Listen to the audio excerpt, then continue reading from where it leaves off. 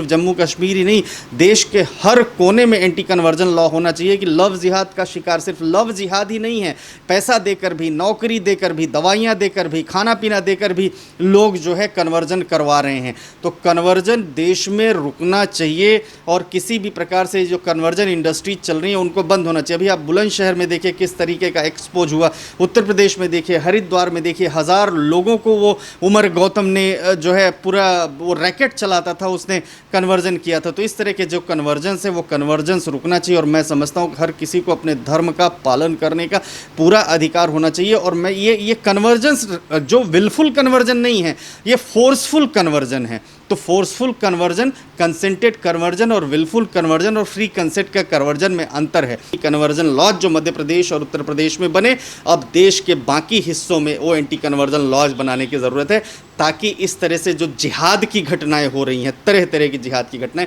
उन जिहाद की घटनाओं को रोका जा सके। वो सेलेक्टिव नरेटिव जो है ख़त्म होना जरूरी, चाहे असदुद्दीन ओवैसी हो, चाहे दिग्विजय सिंह हो। जो जाकिर नायक देश का आतंकी था उसको एम्बेसडर पीस बना करके कि एम्बेसडर ऑफ पीस हैं, वहाँ लेकर के नेशनल डिफेंस एकेडमी में लेकर के गए। बार बार जो है अगर हम बात करें तो जो क्लब हाउस की मीटिंग है उसमें पाकिस्तान के सपोर्ट की बात करते। तो ये लोग देश के आस्तीन में छुपे हुए गद्दार हैं। तो इन लोगों का एक्सपोज होना जरूरी है और इनके स्टेटमेंट से बहुत ज़्यादा भारत सरकार के ऊपर फ़र्क नहीं पड़ता। भारत सरकार अपना काम बखूबी बहुत अच्छे से कर रही है। हाँ, ये ज़रूर है कि इनके स्टेटमेंट से लोगों को इनकी असली नीति और नियति के बारे में पता चल रहा है कि ये किस तरह की सोच रखते हैं। जम्मू कश्मीर से इस कदर की घटनाएं सामने आ रही हैं कि लड़कियों का जबरन धर्म चेंज करवाकर उनकी शादियां मुस्लिम लोगों से कराई दी जा रही हैं। तो इसको लेकर मनजिंदर सिरसा ने कहा है कि यहाँ पर भी लव जिहाद वाला कानून लागू करना चाहिए केंद्र सरकार को।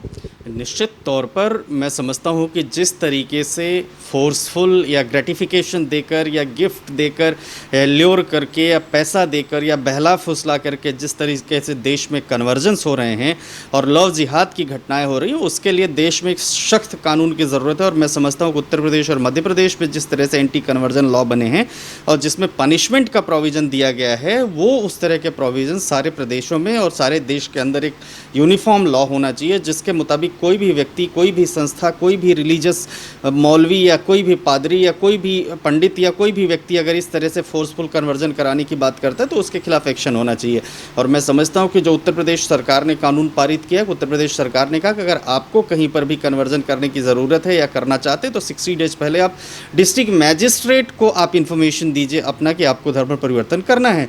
और दूसरा, अगर कोई फादर या कोई मौलवी अगर धर्म परिवर्तन करवाना चाहते हैं उसको 30 डेज पहले वहाँ जा करके इन्फॉर्मेशन देनी है और 30 डेज के बाद कंसेंट लेनी है। डिस्ट्रिक्ट मैजिस्ट्रेट के सामने ही धर्म परिवर्तन होगा ताकि ये इंश्योर किया जा सके कि ये रिलीजियस कन्वर्जन जो है किसी ग्रेटिफिकेशन के लिए, किसी एल्यूर करने के लिए या हाथ पर जो लाल धागा बांध करके नाम बदल करके जैसे वो धर्म परिवर्तन करते हैं, लड़कियों को फंसाते हैं दूसरे धर्म की लड़कियों को, वो रोका जा सके। जम्मू कश्मीर में लगातार इस तरीके से घटनाएं सामने आ रही हैं। धारा 370 के बाद लोग कहते हैं कि इसमें कमी आई है और फिर भी लोग चाहते हैं कि धारा 370 लगाई जाए। देखिए, आर्टिकल 370 का एब्रोगेशन एक बहुत ही आवश्यक था देश में, क्योंकि वो एक माथे पर कलंक था देश के। एक देश में 2 विधान थे, 2 निशान थे। और पहले तो मैं बताऊं कि 1954 से पहले वहाँ जम्मू कश्मीर में प्रधानमंत्री होते थे, जबकि अगर देश में 2-2 प्रधानमंत्रियों का चलन नहीं होना चाहिए था। बाद में वहाँ पर कॉन्स्टिट्यूशन में अमेंडमेंट करके फिर मुख्यमंत्री का प्रोविज़न लाया गया और बाकी देश के सभी राज्यों का 5 वर्ष का कार्यकाल होता था और जम्मू कश्मीर की विधानसभा का कार्यकाल 6 वर्ष का होता था। तो इस तरह की जो विषमताएं थी वो देश के संविधान के, देश के लॉ के अगेंस्ट थी, लॉ के कॉन्ट्ररी थी और जो स्टैचूट का बेसिकली लेटर और स्पिरिट है उसके बियॉन्ड था। तो मैं समझता हूँ कि आर्टिकल 370 का एब्रोगेशन जो देश की पार्लियामेंट ने किया वो बहुत ही वेलकमिंग डिसीजन है। देश के माथे पर जो एक कलंक था उस कलंक को मिटाया है और वो बहुत ज़रूरी था, क्योंकि जो 370 था, 370 दलितों पर अत्याचार की बात करता था, महिलाओं को राइट्स नहीं देता था। तो देश में एक तरफ तो फाइनेस्ट लॉ थे जहाँ पर महिलाओं को पूरे अधिकार मिलते थे, दलितों को, शोषितों को अधिकार मिलते थे, वहाँ दूसरी तरफ जम्मू कश्मीर के अंतर्गत जो है महिलाओं को अधिकार नहीं मिलता था, दलितों को अधिकार नहीं मिलता था, बाल्मीकि समाज को अधिकार नहीं मिलता था, गोरखा कम्युनिटी के जो लोग थे उनको अधिकार नहीं मिलता था और वहाँ पर अलग ही कानून था, देश का कानून वहाँ पर लागू नहीं था। तो 370 का एब्रोगेशन देश हित में बहुत ज़रूरी था। अब दूसरी बात जो आपने श्रेयन जी पूछा वो ये कि 370 के एब्रोगेशन के बाद भी इस तरह की घटनाएं लग रहा था कि रुकेंगे, लेकिन रुकी नहीं है। मैं बताता हूँ कि इस तरह की घटनाओं पर रोक निश्चित तौर पर लगी है, परंतु अब एक्सपोज हो रहा है कि 370 की आड़ में, आर्टिकल 35A की आड़ में किस तरीके से जो धर्म को लेकर चलने वाले या जो एक विशेष धर्म के लोग थे जो देश के साथ जो है रिलीजियस कन्वर्जेंस कराते थे देश के लोगों के साथ, बाकी संप्रदाय के लोगों के साथ, वो एक्सपोज हो रहे हैं। और कल में जो जिनका आप नाम ले रही हैं, जो नेताजी का स्टेटमेंट आया है, वो स्टेटमेंट बिल्कुल 100% सही है कि सिर्फ जम्मू कश्मीर ही नहीं, देश के हर कोने में एंटी कन्वर्जन लॉ होना चाहिए कि लव जिहाद का शिकार सिर्फ लव जिहाद ही नहीं है, पैसा देकर भी, नौकरी देकर भी, दवाइयाँ देकर भी, खाना पीना देकर भी लोग जो है कन्वर्जन करवा रहे हैं। तो कन्वर्जन देश में रुकना चाहिए और किसी भी प्रकार से जो कन्वर्जन इंडस्ट्री चल रही है उनको बंद होना चाहिए। अभी आप बुलंदशहर में देखिए किस तरीके का एक्सपोज हुआ, उत्तर प्रदेश में देखिए, हरिद्वार में देखिए, 1000 लोगों को वो उमर गौतम ने जो है पूरा वो रैकेट चलाता था, उसने कन्वर्जन किया था। तो इस तरह के जो कन्वर्जन्स है वो कन्वर्जन्स रुकना चाहिए और मैं समझता हूँ हर किसी को अपने धर्म का पालन करने का पूरा अधिकार होना चाहिए। और मैं ये कन्वर्जन्स जो विलफुल कन्वर्जन नहीं है, ये फोर्सफुल कन्वर्जन है। तो फोर्सफुल कन्वर्जन, कंसेंटेड कन्वर्जन और विलफुल कन्वर्जन और फ्री कंसेंट का कन्वर्जन में अंतर है। और मैं समझता हूँ कि अगर कोई व्यक्ति अपने धर्म का पालन करने के लिए हर कोई स्वतंत्र है, लेकिन वो धर्म का परिवर्तन और पालन न्याय संगत और तर्क संगत हो। इसलिए अगर मैजिस्ट्रेट के सामने जाकर के, डिस्ट्रिक्ट मैजिस्ट्रेट के सामने, एडिशनल डिस्ट्रिक्ट मैजिस्ट्रेट के सामने करते हैं तो मुझे नहीं लगता कि इसमें कोई बुराई है। जम्मू कश्मीर में जो घटना निकल कर सामने आ रही है, सिख समाज भी इनसे ज़्यादा काफ़ी ज़्यादा गुस्सा है, वो बार बार इन सारी चीज़ों को लेकर प्रदर्शन करते हैं। और बात ये भी है, उन पार्टियों के ऊपर भी सवाल उठता है जो लगातार पाकिस्तान परस्ती बातें करती हैं, चाइना का सपोर्ट करती हैं, पर जम्मू कश्मीर में हो रही घटनाओं का जिक्र नहीं करती। कहाँ गई महबूबा मुफ्ती, उमर अब्दुल्ला और राहुल गांधी जैसे लोग? देखिए, जम्मू कश्मीर में अगर हम जम्मू की बात करें तो जम्मू और जम्मू के आसपास के जितने भी ज़िले थे वो सब के सब देश के प्रति अपनी आस्था रखते थे, लेकिन एक जो नैरेटिव घाटी का सेट किया हुआ था सरकारों ने अपने पॉलिटिकल विल के लिए, पॉलिटिकल मोटिव के लिए, तो सिर्फ कश्मीर को ही पूरा जम्मू कश्मीर बना दिया जाता था। जबकि अगर हम देखें तो जम्मू के आसपास जो जम्मू रीजन से लगी हुई ज़िले हैं वो उनकी संख्या पाकिस्तान से ज़्यादा सटी हुई है, फिर भी जम्मू के लोग जो है देश के हित में काम करते रहे। अब चूँकि जम्मू में ज़्यादा हिंदू पॉपुलेशन थी तो वहाँ पर डेमोग्राफी को नष्ट करने के लिए रोहिंग्याओं को बड़े प्लान्ड वे में ले जा करके बसाया गया। तो जो इन्फिल्ट्रेटर्स हैं, जो रिफ्यूजीज़ हैं, या जो रिफ्यूजी तो हम नहीं कह सकेंगे, जो घुसपैठिए हैं, जो घुसपैठिए देश में आए तो प्लान्ड वे में डेमोग्राफी चेंज करने के लिए कि एक पर्टिकुलर कम्युनिटी का राज होगा, और जबकि ये जानते हुए कि लॉ एंड ऑर्डर सिक्योरिटी को एक खतरा थे तो वहाँ बसाया गया। तो कश्मीर में तो बहुत पहले से ये चल रहा था और 2 ही परिवार वहाँ पर राज करते थे और सबका इंक्लिनेशन या तो चाइना के प्रति या पाकिस्तान के प्रति था। महबूबा मुफ्ती साफ तौर पर, मुफ्ती फैमिली साफ तौर पर पाकिस्तान का सपोर्ट करती है, सेपरेटिस्ट जितने थे वो करते हैं। और उमर अब्दुल्ला के स्टेटमेंट्स आप तो देख ही लीजिए, कभी तो वो चाइना की बात करते हैं, कभी पाकिस्तान की बात करते हैं। और ये वो लोग हैं कि 1990 में जब लाखों हिंदुओं के साथ नरसंहार हुआ तो इन लोगों के मुंह से जुबान तक नहीं निकली, तो आज फिर से नहीं निकल रही है और इसी तरह की बातें, और वहाँ ये बातें आम हैं। तो मैं समझता हूँ कि जिस तरह से कट्टरपंथियों ने, एक्सट्रीमिस्ट ने, फेनेटिक लोगों ने वहाँ पर माहौल बिगाड़ रखा है, उनको दुरुस्त करने के लिए आर्टिकल 370 का एब्रोगेशन बहुत ज़रूरी था। और आर्टिकल 370 के एब्रोगेशन के बाद इस तरह की घटनाएं अब एक्सपोज हो रही हैं, अब आ रही हैं।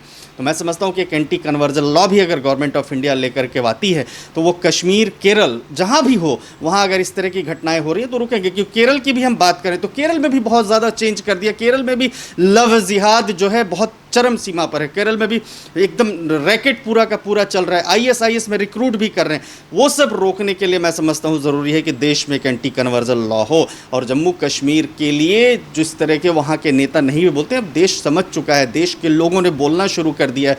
अब एक जो इनका पहले सिस्टम चलता था, इको सिस्टम चलता था कि नरेटिव सेट करके चलते थे, वो नरेटिव अब बंद होने वाला है। लव जिहाद को लेकर जैसा कि कुछ देर पहले आपने जिक्र किया कि उत्तर प्रदेश में भी है, मध्य प्रदेश की सरकार भी लव जिहाद के कानून को पास कर चुकी है। और जब उत्तर प्रदेश और मध्य प्रदेश में पास हुआ था तो असदुद्दीन ओवैसी की तरह तमाम और नेता निकलकर सामने आए थे जो कि लव जिहाद कानून के विरोध में थे। और इस तरीके की घटना जब जम्मू कश्मीर में हो रही है, वहाँ से भी मांग उठ रही है अगर केंद्र सरकार ने वहाँ पर लव जिहाद का कानून ला भी दिया गया तब भी इनके पेट में दर्द होगा। बिल्कुल श्रेयन, देखिए क्या है कि एक सेलेक्टिव नरेटिव के तहत ये नेता लोग काम करते हैं और वो सेलेक्टिव नरेटिव जो है ख़त्म होना जरूरी। चाहे असदुद्दीन ओवैसी हो, चाहे दिग्विजय सिंह हो, जो जाकिर नायक देश का आतंकी था, उसको एम्बेसडर पीस बना करके कि एम्बेसडर ऑफ पीस हैं वहाँ लेकर के नेशनल डिफेंस एकेडमी में लेकर के गए।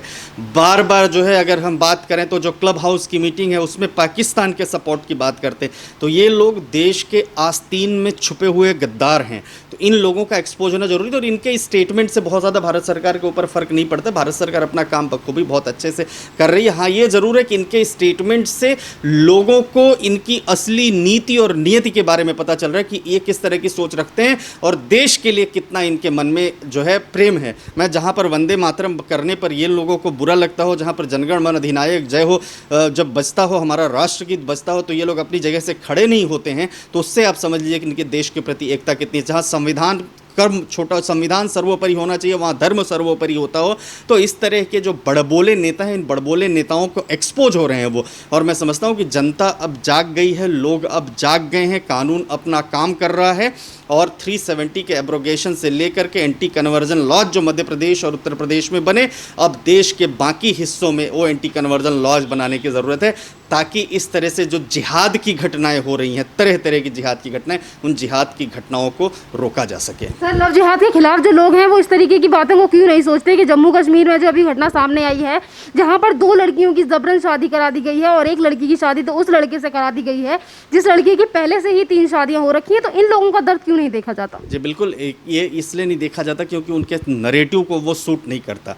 हमेशा से जीवन भर इन लोगों ने धर्म की राजनीति किया और धर्म की राजनीति करके एक विशेष धर्म के लोगों को, बांग्लादेशियों और रोहिंग्याओं को जो लोग सपोर्ट कर सकते हैं, जो कि इतने फेनेटिक हैं, जिन्होंने वेस्ट बंगाल में किस तरह से चुनाव के बाद अफरा तफरी का माहौल खड़ा कर दिया, लोगों के साथ, महिलाओं के साथ बलात्कार करना शुरू किया, लोगों को मारना शुरू किया, एक विशेष धर्म के लोगों के ऊपर अत्याचार करना शुरू किया, ये उन्हीं लोगों के समर्थक हैं। तो ये हिंसा में विश्वास रखने वाले लोग हैं, अहिंसा की बात नहीं करते हैं। तो इसलिए उन लोगों को वो एक्सपोज हो रहे हैं। और बाकी डेमोक्रेसी में थोड़े थोड़े राइट्स हैं, तो फ्रीडम ऑफ स्पीच और एक्सप्रेशन के नाम पर ये लोग अपनी बात कहते हैं। पर मैं समझता हूं कि देश में एक ऐसा सख्त कानून होना चाहिए कि इस तरह की घटनाओं को अंजाम देने वाले और इस तरह की घटनाओं को अंजाम देने वालों की पैरवी करने वाले और इस तरह की घटनाओं में जो संलिप्त लोग हैं उनके खिलाफ कार्रवाई हो। धन्यवाद सर।